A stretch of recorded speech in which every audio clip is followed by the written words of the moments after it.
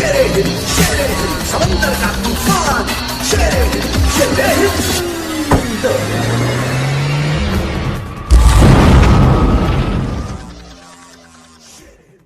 पर ये कलयुग है, घोर कलयुग, महाकलयुग। कई बार किसी को आजमाने के लिए संत पीर फकीर थोड़ा बहुत कोई ना कोई खेल खेलते रहते हैं, सारे वायदे बाहर आ जाते हैं, सब कुछ निकल जाता है, क्योंकि माया रानी चीज ही ऐसी है। दिखने में आया जो लोग कहा करते ना जी सारी दुनिया की दौलत एक तरफ, लोगों को कहा करते मैं तो पतिव्रता हूं, मैं तो गुरु का वो शिष्य हूं, सारा सामान एक तरफ और मेरा गुरु एक तरफ। तो चलो सोचा आजमाई लें ऐसे शिष्य को, क्या कहता है जरा। बस जरा सा ही कहा कि भाई ऐसे नहीं, थोड़ा सा ऐसे करो। सारा कहता है गुरु बेचारे से क्या लेना है, मेरा तो सारा जमाना नहीं, इतना सा सामान ही एक तरफ, गुरु का कोई लेना देना नहीं। सो कहनी और कथनी कहीं एक बन जाए तो आदमी भगवान बन जाए। यानी अच्छी कहनी हो, लोगों को चर्चा सुनाए, नाम जपे, चमत्कार सुनाए, खुद उस पे अमल कर ले, मजा तो है ना। दूसरों को कहना आसान होता है, यार ऐसे नहीं कर सकता तू, जरा सी बात है, क्या खास बात है। तो ये है घोर कलयुग, और ऐसे हैं घोर कलयुगी शिष्य। सभी नहीं पर काफी नजर आते हैं। बहुत मालिक के प्यारे लाखों करोड़ों में हैं जो वाकई ये कहते कि सारी दुनिया की दौलत एक तरफ, मेरा मालिक प्यारा एक तरफ। ज्यादातर तो ऐसे ही है,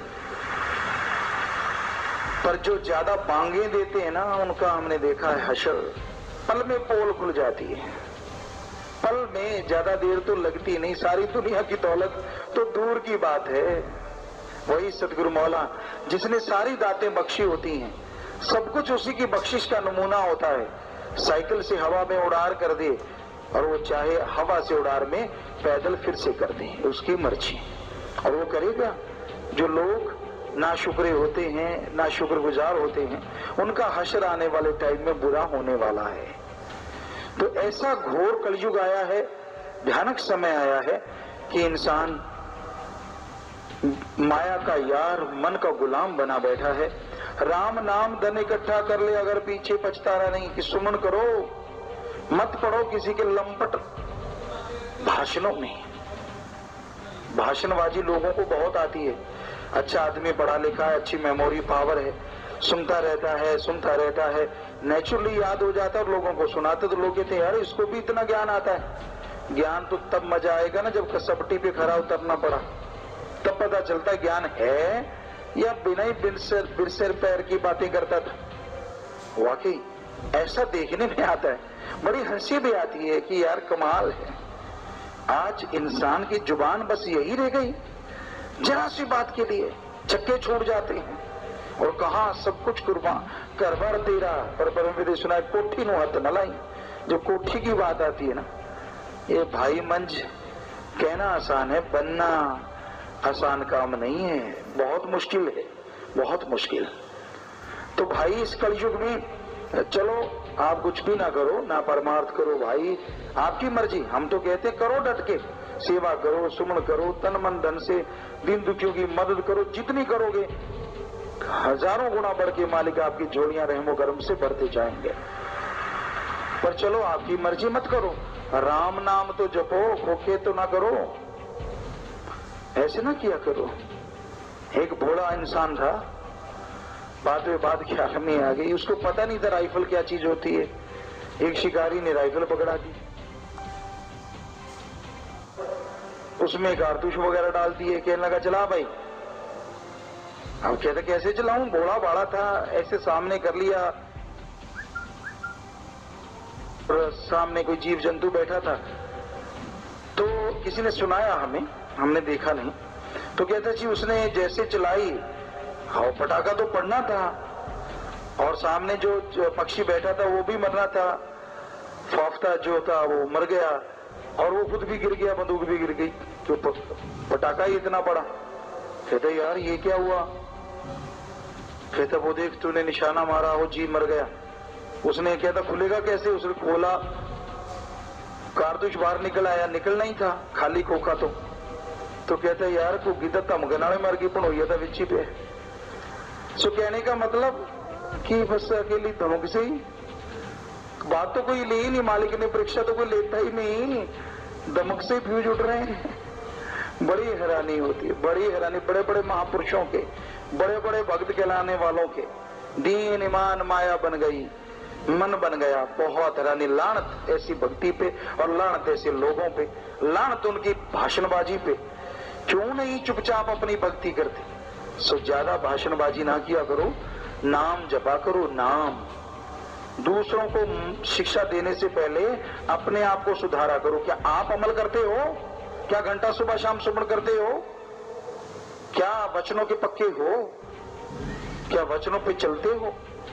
चलते हो तो बहुत बढ़िया। दूसरों को नाम दिलाओ, भक्ति से जोड़ो। बस ज्यादा भाषणबाजी ना करो, क्योंकि थोथे चने भाजे गने बहुत बार ये सामने आ जाता है। तो भाई आजकल युग है, वो वाली बात है कि धमक से ही सौदा खराब हो रहा है।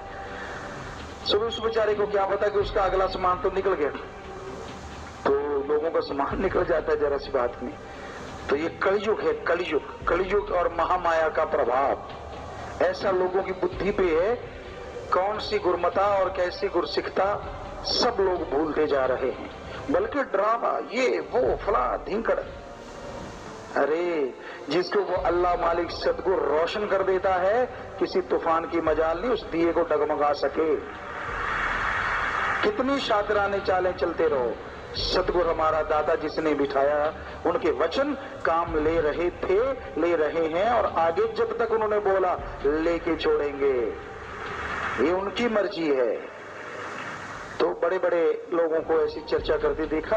अच्छे रहोगे ऐसे लोगों से बच के रहो। अच्छा वही है जो कहे भाई संतों की सुनाकर मेरे से क्या ज्ञान चाहता है। संतों की सुन, सत्संग सुना के तुझे कोई डाउट है, तुझे कोई शक है, पीर फकीर बात कहेंगे और फकीर कहते मैं नहीं कहता, मेरा मौला सदगुरुदाता रहबर भगवान कहेगा। तो फिर शक की तो कोई गुंजाइश ही नहीं रहती। कोई शक है तो लिखो, सत्संग में रोजाना सवाल पूछते हैं, बता दिया करो। जैसा मालिक ख्याल देंगे आपका शक भी जरूर दूर हो जाएगा। ऐसे ही पंजाबी च कहना मुंह फड़ा ना मारा करो, लेने के देने पड़ जाते हैं कई बार ज्यादा फड़ा मारने वालों। जो ज्यादा डींगे हाँकते हैं ना, मैं ये हूं, मैं ये भगत, मैं फला भगत।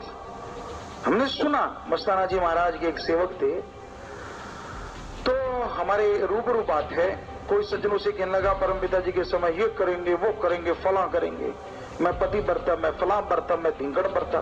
वो कहता रहने दे, मस्ताना जी के समय मैंने बहुत देखे हैं, जो ज्यादा कूका करते हैं ना वो उनकी फूंक जल्दी निकला करती है।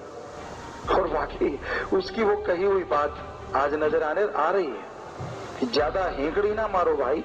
राम नाम तो दीनता की पौड़ी। अपने आप को ज्ञानी विद्वान ना समझो। जितना यहाँ दीनता नम्रता रखोगे उतना ही। हम तो खुद कहते हैं कि भाई हमें तो कुछ नहीं आता जाता। आप भी पता नहीं कौन महापुरुष होते हैं जो कहते हैं हमें बहुत ज्ञान आता है।